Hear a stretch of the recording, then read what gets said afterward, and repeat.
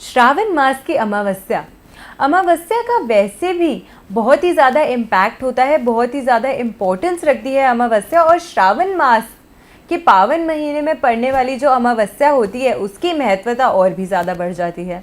आज की इस वीडियो में हम यही जानेंगे कि श्रावण मास की अमावस्या कब है और क्यों इतनी ज़्यादा महत्वता होती है इस अमावस्या की।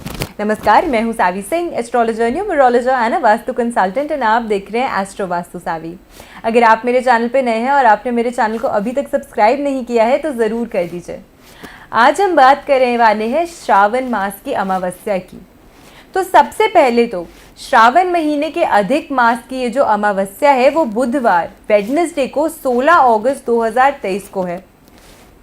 अब तिथि आरंभ कब हो रही है और तिथि समाप्त कब हो रही है उस पर भी हम एक बार नज़र डाल देते हैं। 15 अगस्त 2023 को दोपहर को 12:43 यानी कि 12:43 PM पर शुरू होगी अमावस्या तिथि, और जो समाप्त होगी अमावस्या तिथि वो होगी 16 अगस्त 2023 को दोपहर को 3:08 पर। इसीलिए अमावस्या को जो दिन है, क्योंकि चंद्रमा और साथ में रात का इस पे इम्पैक्ट ज़्यादा होता है, इसीलिए 15 अगस्त के दिन ही अमावस्या जो है वो पड़ रही है। अब श्रावण अमावस्या का जो महत्व है वो इतना ज़्यादा क्यों होता है, और हम दोनों एस्पेक्ट में समझेंगे कि इतना ज़्यादा महत्व क्यों होता है। सबसे पहले तो जो अमावस्या होती है वो डायरेक्टली चंद्रमा से जुड़ी होती है, और अगर हम माइथोलॉजिकली भी बात करें और एस्ट्रोलॉजिकली भी बात करें, दोनों तरीक़ों से जो चंद्रमा होता है उसी के बेसिस पर, उसी को आधार बनाते हुए हिंदू पंचांग, हिंदू कैलेंडर उसी के बेसिस पे काम करता है।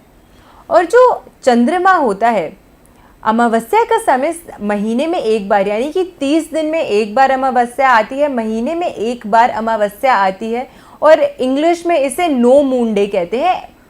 वो दिन जिस दिन चंद्रमा जो होता है वो बिल्कुल भी नज़र नहीं आता, अपनी क्षीण अवस्था में होता है, यानी कि पावरलेस होता है। तो ऐसे में सबसे पहले, क्योंकि चंद्रमा हमारे इमोशंस का कारक होता है, तो बहुत सारे ऐसे लोग होते हैं जिनको एंजाइटी, डिप्रेशन, इमोशनल इंस्टेबिलिटी ज़्यादा महसूस होती है। और स्पेशली अगर आपकी कुंडली में भी चंद्रमा कमज़ोर है तो ऐसे लोगों पर ज़्यादा इम्पैक्ट होता है अमावस्या का।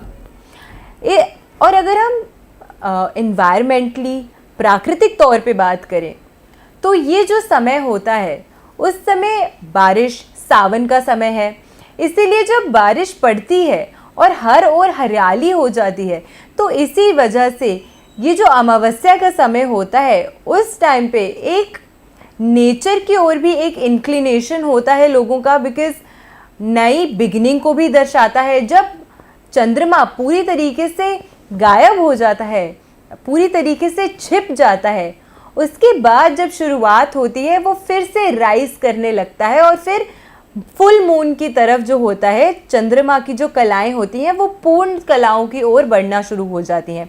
तो एक तरीके से एक न्यू बिगिनिंग को, एक इन्हांसमेंट को भी दर्शाता है चंद्रमा अमावस्या के दिन।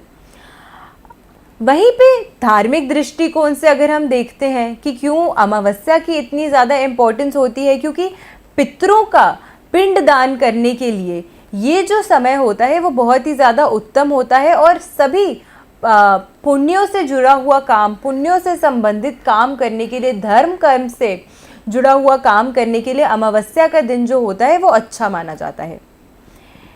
जैसे कि मैंने आपको पहले ही बताया कि पंचांग जो होता है वो पूरी तरीके से चंद्रमा यानी कि मून की मूवमेंट के हिसाब से मैटर करता है, मून की मूवमेंट के हिसाब से ही चलता है। और ऐसे में जो चंद्रमा की स्थिति होती है, पूर्णिमा और साथ में अमावस्या, वो जो समय होता है वो महीने को 2 पक्षों में बांटता है, जिसे हम शुक्ल पक्ष और कृष्ण पक्ष के नाम से जानते हैं।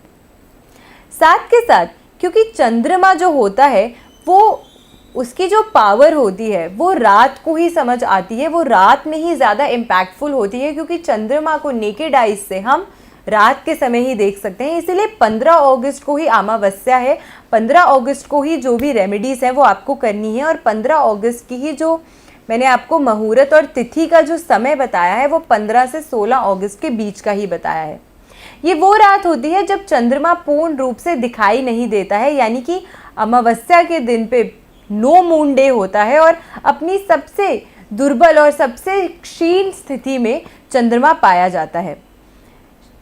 श्रावण अमावस्या के दिन मैंने आपको जैसे कि पहले बताया कि बहुत ही ज़्यादा मान्यता होती है, और स्पेशली अगर कोई ऐसे व्यक्ति हैं जिनकी चंद्रमा पीड़ित है, तो ऐसे में कई ऐसी चीज़ें होती हैं जो अमावस्या पे आपको बिल्कुल नहीं करनी चाहिए, जिनमें से कुछ चीज़ें हैं, किसी भी तरीके का आपको मांसाहारी फूड नहीं खाना चाहिए, साथ के साथ अल्कोहल कंज्यूम नहीं करनी चाहिए, और अगर पॉसिबल हो सके, और स्पेशली क्योंकि चंद्रमा जो होता है वो बच्चों के कारक होते हैं और इमोशंस के कारक होते हैं, इसीलिए जितनी कम समय अमावस्या की रात पे आप अपने घर से बाहर रहें उतना ही ज़्यादा बेहतर होता है। इसीलिए आपको अपने घर से बाहर ज़्यादा लेट तक नहीं रहना चाहिए अमावस्या के दिन, और अकेले रहना भी थोड़ा अवॉइड करना चाहिए ऐसी स्थितियों में। आशा करती हूँ आपको आज की ये वीडियो अच्छी लगी होगी, बेनिफिशियल लगी होगी। ऐसी ही बेनिफिशियल वीडियोस के साथ फिर से हाजिर होंगी अपने इस चैनल पे। जुड़े रहिए मेरे चैनल के साथ, और ऐसी ही अच्छी मेरी वीडियोस को सपोर्ट ज़रूर करते रहिएगा, और ऐसी ही अच्छी वीडियोस मैं आप तक पहुँचाती रहूँगी। नमस्कार।